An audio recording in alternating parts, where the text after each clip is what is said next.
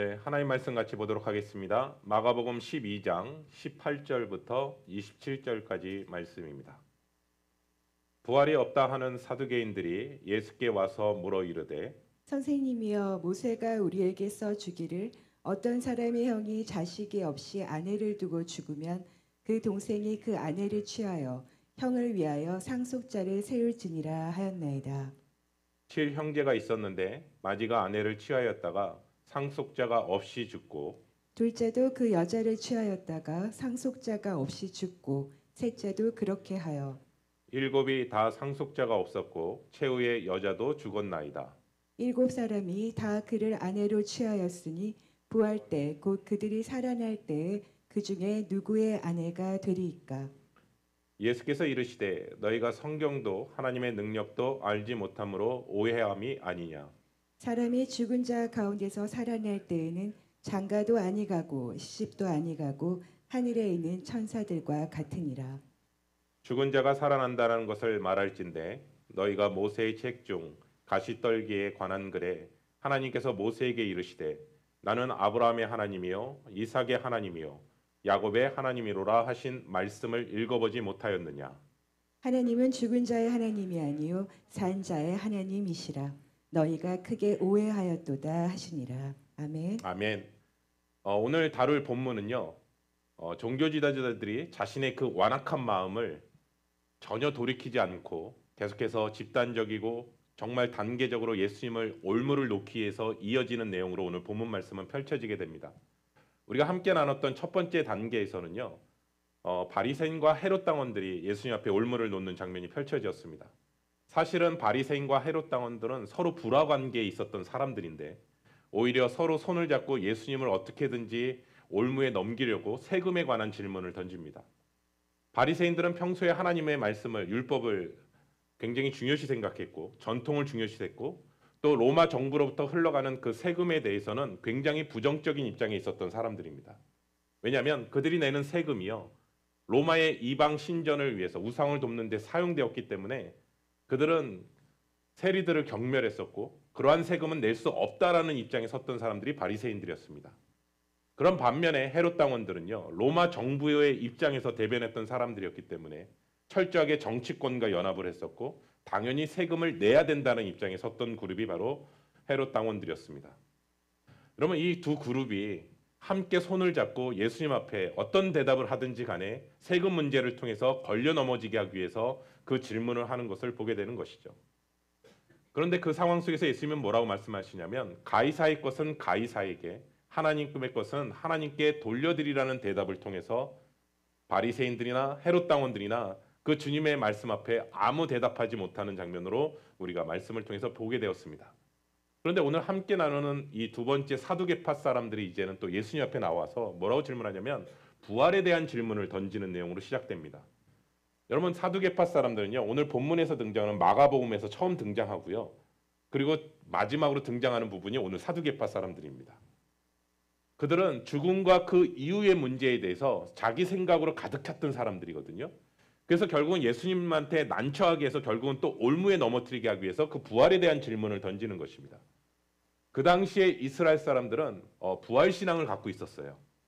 그렇지만 사두개인들과 정통 제사장 그룹이었던 그들은 부활도 없고 천사도 없고 영도 없다라고 생각했기 때문에 평신도 그룹이었던 바리새인들과 또 충돌이 있었던 그 대립각을 서게 되는 것이죠. 왜냐하면 바리새인들은 부활도 있다고 믿었고 천사도 있었다고 믿었기 때문에 그렇습니다. 오늘 말씀 한번 보겠습니다. 마가복음 12장 18절부터 23절입니다. 부활이 없다 하는 사두개인들이 예수께 와서 물어 이르되 선생님이여, 모세가 우리에게 써주기를 어떤 사람의 형이 자식이 없이 아내를 두고 죽으면 그 동생이 그 아내를 취하여 형을 위하여 상속자를 세울지니라 하였나이다. 7형제가 있었는데 마지가 아내를 취하였다가 상속자가 없이 죽고 둘째도 그 여자를 취하였다가 상속자가 없이 죽고 셋째도 그렇게 하여 일곱이 다 상속자가 없었고 최후의 여자도 죽었나이다. 일곱 사람이 다 그를 아내로 취하였으니 부활 때 곧 그들이 살아날 때에 그 중에 누구의 아내가 되리이까. 아멘. 아멘. 사두개인들은요 부활이 없다라고 믿었어요. 그래서 이들은 어떤 사람들이냐면 다윗 시대 때요. 제사장이었던 사독 그 후손들이 자신들이라고 생각했기 때문에 사두개라는 이름을 사용한 거거든요. 그리고 실제적으로 그들은 종교와 정치 권력에 있어서 같이 영향력을 행사했던 귀족 집단이 바로 사두개파 사람들입니다. 모든 권력이 이들에게 집중돼 있었기 때문에 그들은 헤롯 왕가와 로마 정부로부터 서로 밀접한 관계를 지내고 있었던 것이죠. 그리고 그들은 성경의 모세 오경만 믿었어요. 창세기, 출애굽기, 레위기, 민수기, 신명기만 성경이라고 믿었었고 그 외의 성경은 다 배척을 했습니다. 그러니까 바리새인들처럼 모든 구약 성경을 믿었던 것이 아니고요. 또 구전 전승과 지금 이후의 내세에 대한 부분들을 바리새인들은 해석하고 그들은 믿었거든요. 반면에 사두개인들은 이 세상은 이 생애는 여기서뿐이고 죽으면 모든 게 끝이야라고 생각했던 사람들이 사두개파 사람들입니다. 그런데 이러한 생각을 가지고 있는 사두개파 사람들이 지금 예수님한테 무슨 질문을 하냐면 부활에 대한 질문을 하고 있다는 사실입니다. 예를 들면 이렇습니다. 예수님 앞에 나와서 자식 없이 형이 죽었을 경우 그 형제가 대신 그 부인을 통해서 형의 대를 이어주는 개념을 갖고 가상 질문을 던집니다. 예수님한테요. 만일 이 여자가 차례대로 7형제와 결혼을 했지만 모두 아이를 낳지 못하고 죽게 되었다면 이 여인은 부활한 후에 과연 누구의 아내가 되는 것입니까? 라는 질문을 하는 것이죠. 아마 사두개파 사람들은 이 질문을 굉장히 잘 상회했던 질문이었을 것 같아요. 여기서 얻을 수 있는 첫 번째 영적 교훈은 뭐냐면 불신하는 마음으로 하나님의 말씀을 보는 한 하나님의 참 뜻의 말씀을 깨닫지 못한다라는 사실입니다. 여러분 형이 자손이 없을 경우 그 형제가 형수를 대신 취해서 자손을 이어주는 그 부분은 하나님께서 주셨던 이유는 무엇이냐면 아브라함과 언약 때문에 그 약속을 주신 것입니다. 하나님은 아브라함에게 가나안 땅을 약속하시면서 그 땅이 영원히 너와 내 자손의 소유가 될 것이라는 언약을 맺으시거든요. 그렇고 이 땅은 하나님께서 직접 이스라엘에게 기업으로 주신 땅이고 그리고 각 지파에 따라 여호수아 때에는 그 지파별로 상속한 땅이었기 때문에 그 누구도 사거나 팔 수가 없었습니다. 레위기에 보면 땅에 대한 그 규례에 대한 부분들이 자세하게 많이 나와요. 형편이 어려워서요. 그 땅을 팔 수밖에 없는 상황이 펼쳐졌다 하더라도 희년이 되었을 때는 그 땅을 그냥 돌려줘야 됐었고요. 그리고 또 아들이 없어서 딸들에게 그 상속이 물려졌을 때는 그 딸들은요. 같은 지파 남자들에게 시집을 가서 그 지파로부터 계속해서 그 땅이 유업으로 흘러가게 하는 것이 제도였었거든요. 그런데 여기에서 곁들어졌던 우리가 또 하나의 교훈은 뭐냐면 기업 물을 자, 즉 형제가 죽은 형의 후사를 이어주는 제도가 또한 기업 물을 자라는 제도거든요. 우리 한번 볼까요? 신명기 25장 5절부터 6절입니다. 형제들이 함께 사는데 그중 하나가 죽고 아들이 없거든 그 죽은 자의 아내는 나가서 타인에게 시집가지 말 것이요 그의 남편의 형제가 그에게로 들어가서 그를 맞이하여 아내로 삼아 그의 남편의 형제된 의무를 그에게 다 행할 것이요 그 여인이 낳은 첫 아들이 그 죽은 형제의 이름을 잊게 하여 그 이름이 이스라엘 중에서 끊어지지 않게 할 것이니라. 아멘. 아멘. 기업 물을 자의 제도 역시도 같은 맥락에서 이해할 수 있는데요. 유업으로 받은 땅이 그 가정 안에 머물게 하기 위한 하나님의 방편이었고요. 또 하나는 단지 재산이나 남자만을 위한 것은 아니었습니다. 왜냐하면 남자가 그 당시에 죽게 되면 여자는 살 길이 막막했거든요. 현실적으로 재혼할 수는 있습니다. 그런데 다른 집에 첩으로 들어가거나 다른 집의 종으로 살아야 되는 거거든요. 그러니까 이러한 연약한 여인들을 보호하기 위해서 하나님께서 보호장치가 바로 기업 물을 자라는 것이죠. 여러분 이스라엘의 이러한 기업 물을 자에 대한 내용이 잘 담겨진 성경이 바로 구약 성경의 룻기입니다. 룻기에 보시면 나오미의 가정과 같이 남자들이 다 죽게 되잖아요. 그 상황 속에서 가까운 친척이요. 홀로 된 여인을 아내로 맞이해서 그 가정을 환난과 궁핍으로부터 보호해주는 역할을 한 것이거든요.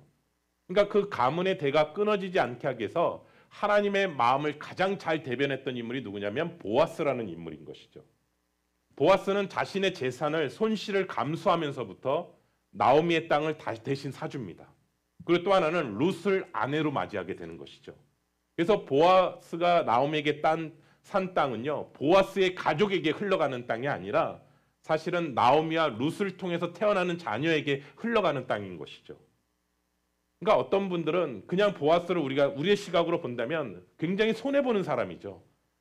실질적으로 자신의 그 다른 사람을 위해서 좋은 일만 해주고 정작 자신은 그것을 취하지 못하는 것이거든요. 그런데 사랑하는 성도 여러분, 우리가 룻기 말씀을 통해서 보다 보면 마지막 부분에 보면 비록 땅에 대한 손실을 봐요. 당연히요.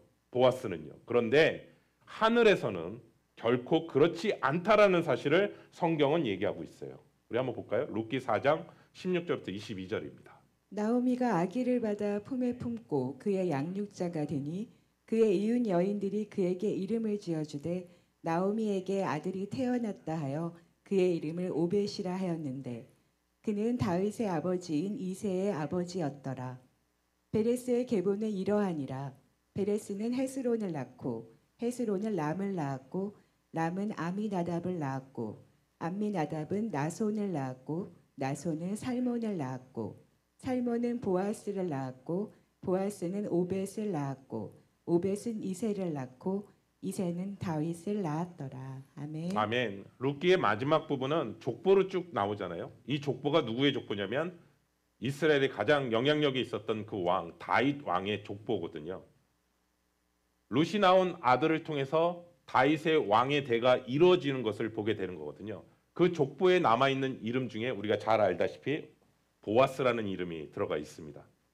그러니까 하나님의 주신 제도에 따라 자신은 그 제도에 대해 충실하게 의무를 다했을 때, 하나님의 뜻 가운데 순종하며 나아갔을 때 한치의 망설임 없이 순종하고 나아갔던 그 보아스를 향해서 성경은 뭐라냐면 하나님의 상속을 잃어버릴 처할 수밖에 없는 그 여인, 너무나 연약한 여인을 하나님의 긍휼의 마음으로 쫓아 그 여인을 섬기며 나아갔던 그 보아스를 향해서 하나님의 마음에 합한 자라고 얘기하는 그 다윗 왕가의 족보에 이름이 들어가는 그 모습으로 성경은 얘기하고 있습니다.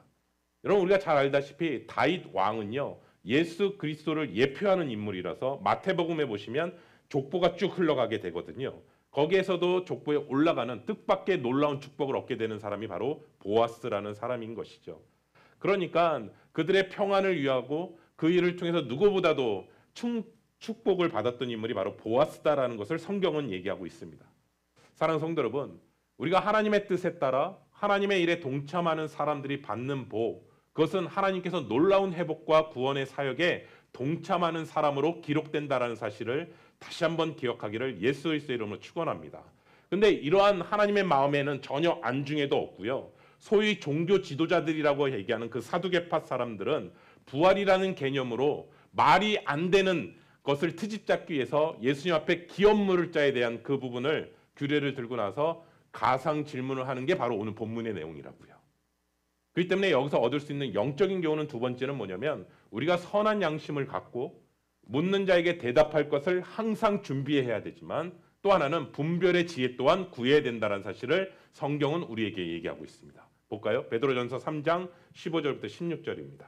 너희 마음에 그리스도를 주로 삼아 거룩하게 하고 너희 속에 있는 소망에 관한 이유를 묻는 자에게는 대답할 것을 항상 준비하되 온유와 두려움으로 하고 선한 양심을 가지라. 이는 그리스도 안에 있는 너희의 선행을 욕하는 자들로 그 비방하는 일에 부끄러움을 당하게 하려 함이라. 아멘. 아멘. 제가 언젠가 미국 한 목사님이 쓴 내용을 경험했던 내용을 읽었던 기억이 있는데요. 이 목사님은 평소에 성경에 대해서 관심이 많으셨고요. 또 성경에 대해서 알고 싶은 많은 사람들을 초대해서 같이 성경 공부를 하셨던 목사님이십니다. 그런데 그 중에 함께 참여했던 사람 중에 특별히 하나님을 불신했던 한 사람이 있었는데 그 사람이 그 목사님에게 이런 질문을 합니다. 목사님, 하나님은 사랑이라고 얘기하면서 어떻게 지옥을 만들 수 있고 어떻게 사람들을 지옥에 보낼 수 있나요? 라는 질문을 하게 된 거예요. 그랬더니 그 목사님이 그 얘기를 듣고 선생님은 하나님과 하나님이 계시는 그 천국을 믿으시는 거군요 라고 이제 질문을 한 거죠. 그랬더니 그분이 뭐라고 했냐면 아니요, 저는 하나님도 믿지 않고 천국도 믿지 않습니다 라고 대답한 거예요. 그랬더니 이 목사님이 뭐라고 얘기하시냐면 선생님은 하나님도 믿지 않고 천국도 믿지 않는데 어떻게 지옥이 있다고 믿고 그러한 질문을 저에게 하십니까? 오히려 역으로 되물으니까요, 그분이 아무 대답을 못하는 거예요. 저는 그 내용을 읽으면서 참 지혜롭다라고 생각을 했어요. 왜냐하면 어쩔 때 우리는 하나님을 시험하려고 하고 믿지도 않으면서 던지는 질문을 하시는 분들도 있거든요. 그런데 그 질문을 답하다 보면 어느 순간 말다툼으로 흘러갈 때가 있다라는 것이죠. 정말 믿고 싶은데 믿겨지지 않아서 하는 질문이 있고요. 믿을 마음은 없으면서 그냥 시비를 걸기 위해서 질문하는 의도는요. 다르다라는 것이죠, 사실은요. 그렇기 때문에 답도 다를 수밖에 없는 것이죠. 예수님께서 기업물을 자에 대한 가상 질문을 던지는 사두개인들이 그러한 거예요. 부활에 대해서 믿지 않아요. 근데 그것을 오히려 이용해서 예수님을 올무로 넘어지게 하기 위해서 질문하는 것이거든요. 이들은요, 남편을 잃고 모든 것을 잃은 처한 그 가여운 여인들에 대한 복지에 대해서는 전혀 관심이 없다고요. 또 하나는 영원히 통치하시며 하나님 앞에서 우리 또한 부활하며 살 것이라는 것에 대한 믿음으로 받아들일 마음도 없다고요. 그들은요. 그러면서 오직 자신들이 믿는 그 교리, 부활 없어, 천사도 없어, 그것을 증명하기 위해서 예수님으로 하여금 그 질문 앞에 넘어뜨리게 하기 위해서 가상 질문을 던진 거예요. 이 본문에서는요. 그러면 예수님께서는 어떻게 대답하시는지 오늘 말씀을 한번 보겠습니다. 마가복음 12장 24절부터 27절입니다. 예수께서 이르시되 너희가 성경도 하나님의 능력도 알지 못함으로 오해함이 아니냐. 사람이 죽은 자 가운데서 살아날 때에는 장가도 아니가고 시집도 아니가고 하늘에 있는 천사들과 같으니라. 죽은 자가 살아난다는 것을 말할진대 너희가 모세의 책 중 가시나무 떨기에 관한 글에 하나님께서 모세에게 이르시되 나는 아브라함의 하나님이요 이삭의 하나님이요 야곱의 하나님이로다 하신 말씀을 읽어보지 못하였느냐. 하나님은 죽은 자의 하나님이 아니요 산 자의 하나님이시라. 너희가 크게 오해하였도다 하시니라. 아멘. 아멘. 예수님은 분명히 얘기합니다. 너희가 성경도 하나님의 능력도 알지 못하기에 너희가 크게 오해하였도다라고 얘기하는 것이죠. 지금 너희들이 그 질문하고 있는데 너희들의 논리와 생각은 잘못됐어라고 얘기하는 거예요. 여러분, 성경의 말씀은 영이기 때문에요. 우리의 이성으로 이해할 수 없습니다, 사실은요. 그리고 사두개인들은 영도 믿지 않았고요. 천사도 믿지 않았고요. 부활도 믿지 않았다고요. 그러니 성경 말씀을 제대로 이해할 수가 없다라는 것이죠. 그리고 부활은요, 하나님의 능력에 관한 문제예요. 왜냐하면 하나님은 능력은요, 죽은 자들을 부활시키시고요. 그리고 그 부활 이후의 형태까지도 완전히 새롭게 하시는 하나님의 능력이라는 거예요. 여러분, 예수님은 인간으로서는 알 수 없는 그 비밀을 오늘 말씀하고 계세요. 첫째, 부활한 몸은 우리도 부활할 거잖아요. 우리의 부활하는 몸은 천사들과 같아서 시집과 장가가지 않는다라고 얘기하는 거예요.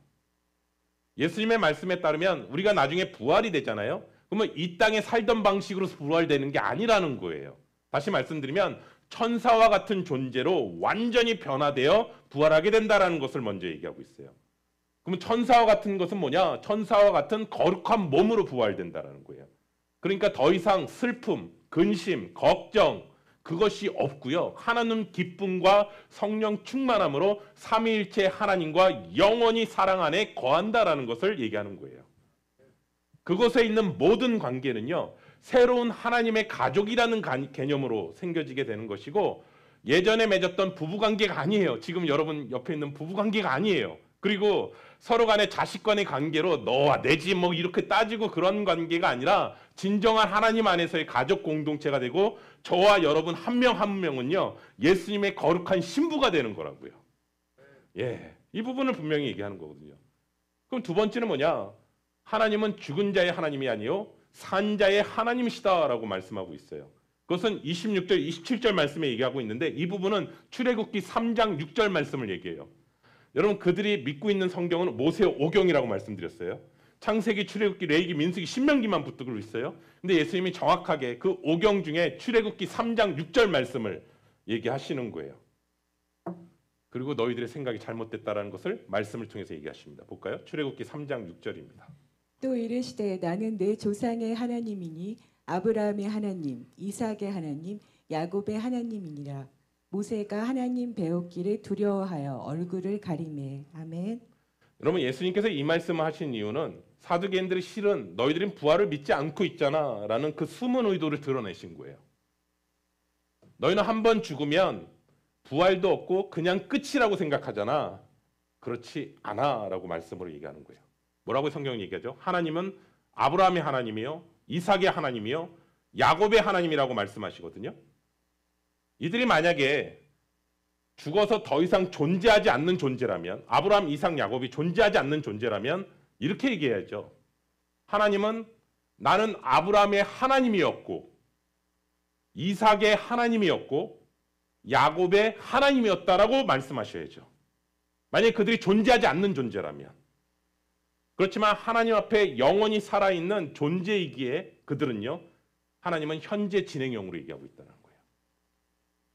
하나님은 죽은 자를요, 산자처럼 부르시는 분이시고 모든 죽은 자를 영벌 또는 영생으로 심판하는 분이시기 때문에 그렇습니다. 사랑하는 성도 여러분, 하나님은 영원히 계시고요. 우리 또한 하나님 앞에 영원히 산다라는 것을 믿으시기 바랍니다. 여러분, 하나님의 마음도 알지도 못하고 하나님의 능력도 알지 못하면서 예수님 앞에 시비를 걸었던 그들을 향해서 예수님께서는 말씀으로 분명히 얘기하시고 너희들은 말씀을 이용하는 자가 되지 말라고 오늘 다시 한번 예수님께서 말씀하십니다. 저는 여기까지 이 말씀을 보면서 오늘날 사두개인은 누굴까라는 생각을 해보게 됐어요. 오늘날 사두개인은요, 세속주의자라고 생각합니다. 그리고 하나님의 말씀을 읽을 때 이성으로만 읽는 사람들이라고 생각합니다. 성경을 읽을 때 기사와 이적에 대해서는 우리 이성으로는 믿겨지지 않아 라고 한다고 다 빼버리는 사람들, 오히려 자유주의, 그 부분들이 바로 사두개인들이 아닐까라는 생각하게 됩니다. 그리고 결국은 모세오경을 붙들었던 이유는 자신들의 출세를 위해서 붙잡았던 거고 자신이 이용하려고 그 말씀을 붙잡았던 것으로 보게 되는 것이죠. 우리도 마찬가지예요. 만약에 우리가 신앙생활하는 이유가 단지 천국을 가기 위한 수단이라면, 우리의 삶 속에서, 현실 속에서 하나님을 잃어버리고 신앙생활한다면 우리가 드리는 이 예배, 우리가 드리는 교회 생활들, 우리도 역시 사두개인처럼 변할 수 있겠구나. 하나님을 안다라고 얘기하지만 하나님과 인격적인 교제 없이 무관한 삶을 신앙생활하고 있다면 오늘날 현대판 우리가 바로 사두개인이다. 예수님의 이 놀라운 대답을 들은 사두개인들은요, 그 말씀 앞에 자신의 시각을 내려놓고 하나님의 관점으로, 하나님의 말씀으로, 하나님의 눈으로 바라보는 시간이 되어야 되는데 여전히 자신의 교만과 자신의 지식으로 예수님을 배척하며 낮아지지 않습니다. 사랑하는 성도 여러분, 저는 오늘 이 말씀 앞에서 다시 한번 서게 됩니다. 우리 형제사랑교회 성도님들은요, 정말 보아스처럼 정말 하나님의 마음을 알아서 하나님이 부르시는 그 사역에 동참할 수 있는 저와 여러분이 되시기를 예수 그리스도의 이름으로 축원합니다. 여러분, 우리에게는요, 우리 가정을 회복시키기 위한 우리가 감당해야 될 역할이 있어요. 우리 공동체를 회복시키기 위해 우리가 감당해야 되는 역할이 있고요. 또 우리 교회를 회복시키기 위해 우리가 감당해야 될 역할이 있고요. 더 나아가 이웃을 위해서 나아가야 될 우리들의 영역들이 다 있어요. 여러분, 저는 오늘 말씀을 묵상하면서 초대교회 안에서도 그렇고 오늘 살아가고 있는 우리들에게 있어서 가장 중요한 신앙이 무엇일까? 부활 신앙을 회복하는 거라고 생각합니다. 여러분, 십자가 사건도요, 부활의 렌즈로 보지 않으면 그냥 한 사람의 죽음으로 끝납니다. 그런데 부활의 렌즈로 십자가를 바로 보게 되면 이 십자가에 달리신 분이 하나님이시다라는 것을 보게 됩니다. 여러분, 우리가 부활신앙을 통해서 어떤 부분이 달라지냐면 부활신앙을 가지신 분들은요, 세상의 권력이나 부를 부러워하지 않습니다. 네. 그리고 세상의 어떠한 것도 바꿀 수 없는 내 안에 계신 예수 그리스도가 있습니다. 여러분, 사도 바울이요, 자기가 알고 있었던 모든 그동안의 지식과 모든 것들을 배설물로 여길 수 있었던 것은 예수 그리스도를 아는 것이 가장 고상한 지식이라고 고백하고 있고, 이 땅의 삶이 전부가 아니라 나는 하나님의 영원한 나라를 바라보고 있기 때문에, 그 부활신앙으로 살아가고 있기 때문에 이 땅 가운데 다른 세계관과 가치관으로 살아갈 수 있었던 것입니다. 여러분, 부활신앙을 가진 사람들, 나의 시간과 나의 노력과 기울이는 것, 때로는 손해를 본다 하더라도 전혀 불편하지 않습니다. 왜냐하면 하나님께서 우리에게 베푸신 그 은혜가 너무나 크기 때문에 하나님의 놀라운 영광된 축복으로 살아간다라는 사실입니다. 사랑하는 성도 여러분, 우리가 부활 신앙을 잃어버리기 시작할 때 우리는 금세 세속주의로 빠질 것입니다. 그리고 눈에 보이는 대로 판단하고요. 눈에 보이는 좋은 것대로 취하면서 살아갈 것입니다. 그렇기 때문에 오늘 말씀을 통해서 주님께서 다시 한번 던져지는 질문입니다. 사도 바울이 이렇게 고백합니다. 이 땅 가운데 그리스도의 부활이 없다고 만약에 한다면 저와 여러분들이 가장 불쌍한 사람들이라고. 여러분도 불쌍한데요. 저는 더 불쌍하지 않나요? 네. 부활이 없는데 목회자까지 하고 거기까지 막 헌신하며 살아간다면 제일 불쌍한 사람은 물론 여러분도 불쌍합니다. 저 아닐까요? 근데 반면에 부활이 있다라고 분명히 믿기 때문에 여러분들은 불쌍한 사람들이 아니라 너무나 하나님께서 너무나 귀하게 생각하시는 하나님의 사람이라는 사실을 다시 한번 보게 됩니다. 여러분, 이 땅의 상급으로 끝나는 인생이 아니라 영원한 상급을 바라보며 하나님 앞에 나아가는 저와 우리 귀한 성도님 되시길 소원합니다. 그래서 하나님, 제 순간순간 세속주의 신앙에 빠지지 않게 하여 주시고 하나님께서 주시는 그 부활의 신앙을 다시 한번 붙잡게 하여 주셔서 우리가 이 땅 가운데 삶이 끝이라고 말하는 세상 가운데 이 땅의 삶이 끝이 아니라 하나님의 영원한 시간이 있음을 다시 한번 믿음으로 선포하며 나아가시는 저와 우리 귀한 성도님 되시기를 예수 그리스도의 이름으로 축원합니다.